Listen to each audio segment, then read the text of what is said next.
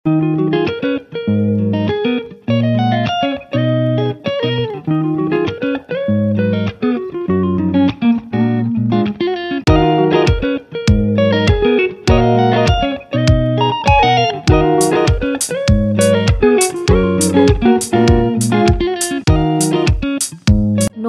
বন্ধুরা, শুভ সকাল। Good morning. চলো আপু যাও। হ্যাঁ সোনামণি, আমরা উঠে পড়েছি। উঠে এখন বাইরে এসেছি। বাইরে এসে ফুল গাছটা তোমাদের সঙ্গে শেয়ার করছি। ফুল যদিও তুলব না, কয়েকদিন ধরে আমরা পূজা দিচ্ছি না, এর জন্য ফুল তুলব না, কিন্তু ফুলের গাছটা দেখে লোভ সামলাতে পারলাম না, এর জন্য একটু ফুল গাছটা তোমাদের দেখিয়ে দিলাম। এদিকে দেখো, স্নান টান কিন্তু আমার একবারে কমপ্লিট, বাসি কাজও কমপ্লিট। আর চলো এখন রান্নাঘরে যাই। রান্নাঘরে গিয়ে খাবার দাবার বানাই। সকালবেলা যেহেতু এখনও চা খাওয়া দাওয়া কিচ্ছুই হয়নি, এর জন্য চলে আসলাম রান্নাঘরে। রান্নাঘরে এসে দেখো, কালকে না একটু ছোলা ভিজিয়েছি, আর তার সঙ্গে কয়েকটা আলু নিয়েছি।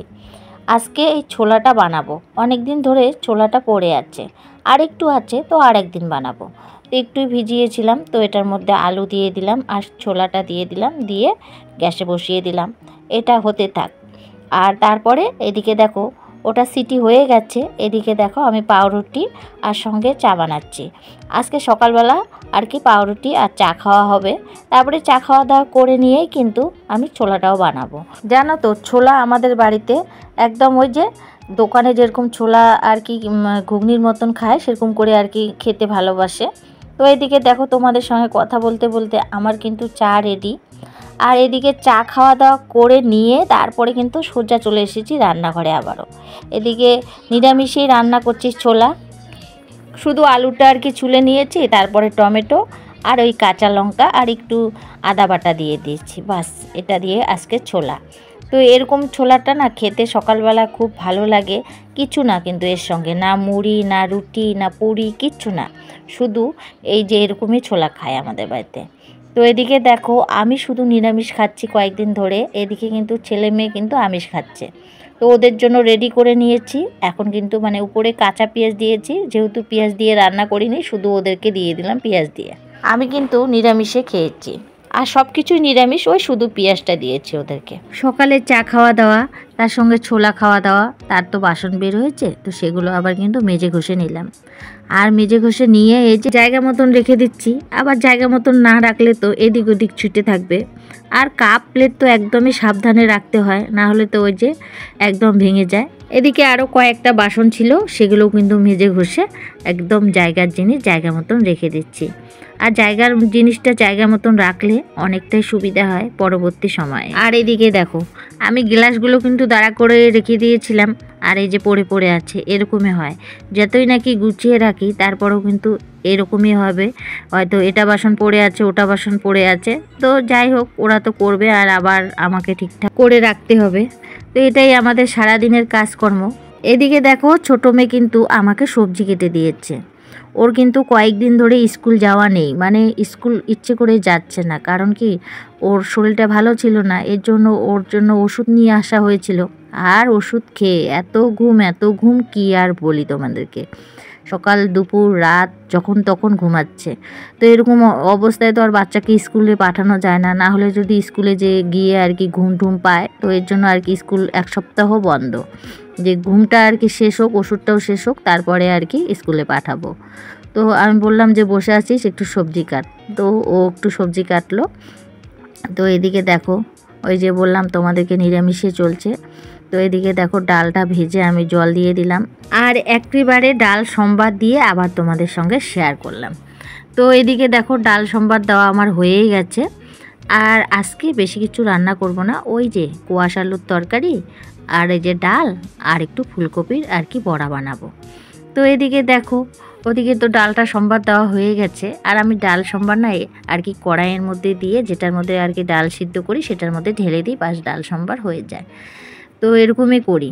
আর আজকে দেখো আমার কড়াইটার কি অবস্থা, মানে দুদিন নাকি একদিন ধরে আর কি, যাই হোক, মানে এটার মধ্যেই ভাজা পোড়া করছি, তো এর জন্য মাজা হচ্ছে না ঠিকঠাক, তো নোংরা হয়ে গেছে কড়াইটা। আজকে দেখতেও ভালো লাগছে না, আমার এরকম কড়াই একদমই পছন্দ না। তো কি আর করা যাবে, কড়াইটার মধ্যে তেল ছিল, এর জন্যই রান্না করে নিচ্ছি। তো তো এদিকে দেখো আমি কোয়াশ আর আলুটা ভাপ বসিয়েছিলাম, সেটাই বসিয়ে দিলাম। আর বসিয়ে দিয়ে মশলা টশলা কষিয়ে রান্না বান্না করে তারপরে কিন্তু তোমাদেরকে শেয়ার করলাম। জানো তো এই কোয়াশ আলুর তরকারিটা নিরামিষ রান্না করেছি, এত স্বাদ হয়েছে। বলেন কি? হ্যাঁ দিদি ভাই, তরকারিটার খুব স্বাদ হয়েছে। আমার ছেলে মেয়ে বলছিল, যেদিন আমার ছেলে মেয়ে বলে আজকে আমার রান্নাটা ভালো হয়েছে, সেদিন আমি তোমাদেরকেও বলি। কারণ আমার ছেলে মেয়ে যেদিন বলবে যে আজকে মা রান্নাটা ভালো হয়েছে, সেদিন আমি ভাবি যে না, সত্যি সত্যি আজকে আমার রান্নাটা ভালো হয়েছে। এদিকে দেখো তোমাদের সঙ্গে কথা বলতে বলতে ফুলকপির পকোড়া বসিয়ে দিচ্ছি। ফুলকপিটা আগে গরম জল দিয়ে ভাপিয়ে নিয়েছি, আর এখন বেসন আর সঙ্গে হলো একটু চালের গুঁড়া দিয়ে দিয়েছি। একটু আমার শক্ত শক্ত বড়া খেতে ভালো লাগে, এর জন্যই আজকে ওই যে ডাল আর ওই যে ফুলকপির বড়া, কোয়াশ আলুর তরকারি। তো এই যে দেখো আমার কিন্তু বড়া ভাজা এক খোলা হয়ে গেছে, আর এক খোলা হবে আর কি, বাস তাহলেই হয়ে যাবে আজকে আমার দুপুরবেলা রান্না বান্না। আজকে আর বেশি কিছু করব না, কি আর করব বলো তো, ডেইলি ডেইলি আর কি করা যায় সেটাই আর কি কথা। নিরামিষের ব্যাপার, আমাদের বাড়িতে পনিরও খায় না, এর জন্য সমস্যা। ছেলে খায় না পনির, ওর বাবা খায় না পনির, এর জন্য কিন্তু পনিরের আর কি রান্নাবান্নাটা আমার বাড়িতে খুব কম হয়। যেদিন ওই ছানার বড়া বা পনিরের তরকারি রান্না করি সেদিন হয়তো আমরা খুব ভালো খাই, আমার দুই মেয়ে আর আমি, কিন্তু ওই দিন আবার ওর বাবা আর ছেলেকে নিয়ে হয় আমার সমস্যা। তো কোনো সমস্যা দরকার নেই, ওদের পছন্দটাই আমরা বেশিরভাগ এখন খাই। তো এদিকে দেখো আর আমাদের কিন্তু খাওয়া দাওয়া কমপ্লিট, কারণ নিরামিষটা না গরম গরম খেতেই ভালো লাগে, সঙ্গে ছিল লেবু।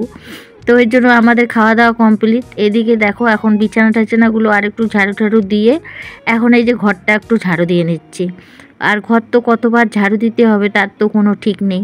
তো এই যে এখন ঘরগুলো ঝাড়ু দিয়ে তারপরে কিন্তু আমি আবার আল্লাদি সোহাগীকে আর কি বাঁধতে যাব। আর এখন প্রচুর রোদ, এই জন্য আল্লাদি সোহাগীকে বারবার কিন্তু একটু করে ওই যে ছাওয়ার মধ্যে মধ্যে দেখে দেখে বেঁধে দিতে হয়, না হলে না ওদের গরম লাগে। তো এই যে ঘরগুলো ঝাড়ু দিয়েই যাব। আর এতক্ষণ পর্যন্ত যে সকল বন্ধুরা আমার এই ভিডিওটা দেখছো, প্লিজ একটি লাইক করে দিও। আর নতুন কোনো বন্ধু হয়ে থাকলে আমার এই ভিডিওটা তোমাদের যদি ভালো লাগে, প্লিজ আমার চ্যানেলকে সাবস্ক্রাইব করে দিয়ে আমার পাশে থাকার অনুরোধ রইল। আর যারা নাকি এই কাজটা করে রেখেছো তাদের জানাই অসংখ্য অসংখ্য ধন্যবাদ। আর এদিকে দেখো তোমাদের সঙ্গে কথা বলতে বলতে ওইদিকে আমার দুইটা রুমও কিন্তু ঝাড়া হয়ে গেছে। এখন বারান্দার সিঁড়িটা ঝাড়ু দিলেই বাস কমপ্লিট। আর রান্নাবান্নার ঘরের কাজ তো হয়েই গেছে। এদিকে দেখো চলে আসলাম মাঠে এসে আল্লাদি সোহাগীকে এখানে বেঁধে দিলাম। এখানে একটা আর কি বিল্ডিং আছে, এই বিল্ডিংয়ের নিচে দিলাম যাতে ওদের আর কি রোদটা না লাগে। তো এদিকে দেখো সূর্য মামা কত আর কি ঝকঝক করছে, প্রচুর রোদ। তো ওদেরকে এখন ছাওয়ার মধ্যে দিলাম, ওরা ছাওয়ার মধ্যে খেতে থাক, আর আমি এখন যাব বাড়ি। আবারও একটু পর পর এসে ওদেরকে সরিয়ে দিতে হয়, কারণ কি রোদ তো আর এক জায়গায় থাকে না, নানান জায়গায় থাকে, মানে সূর্য যেই পাশে যায় সেই পাশে আর কি রোদ যায়।